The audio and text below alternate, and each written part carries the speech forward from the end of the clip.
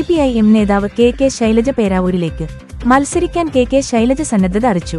CPIM സംസ്ഥാന സെക്രട്ടേറിയറ്റിലാണ് താൽപര്യമറിയിച്ചത്.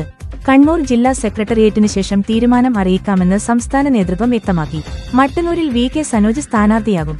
തളിപ്പറമ്പിൽ K ശ്യാമളയും മത്സരിക്കും. MV ഗോവിന്ദന്റെ ഭാര്യയാണ് ശ്യാമള. എന്നാൽ സ്പീക്കർ AN ഷംസീറിനും കെ ബിജുവിനും സീറ്റില്ല.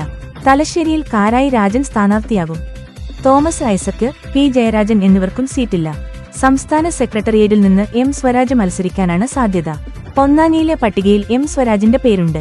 തിരുവനന്തപുരത്ത് CPIM മത്സരിക്കുന്ന 10 സീറ്റുകളിൽ 9 ഇടത്തും സിറ്റിംഗ് MLAമാർ മത്സരിക്കും.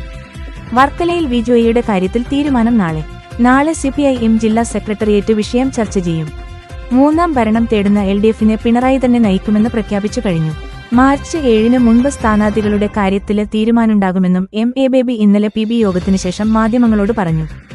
ജില്ലകളിൽ നിന്നുള്ള പ്രാഥമിക സ്ഥാനാർത്ഥി പട്ടികയില് 90% സീറ്റുകളിലും ഒറ്റ പേരാണ് പരിഗണനയ്ക്ക് വന്നിട്ടുള്ളത്.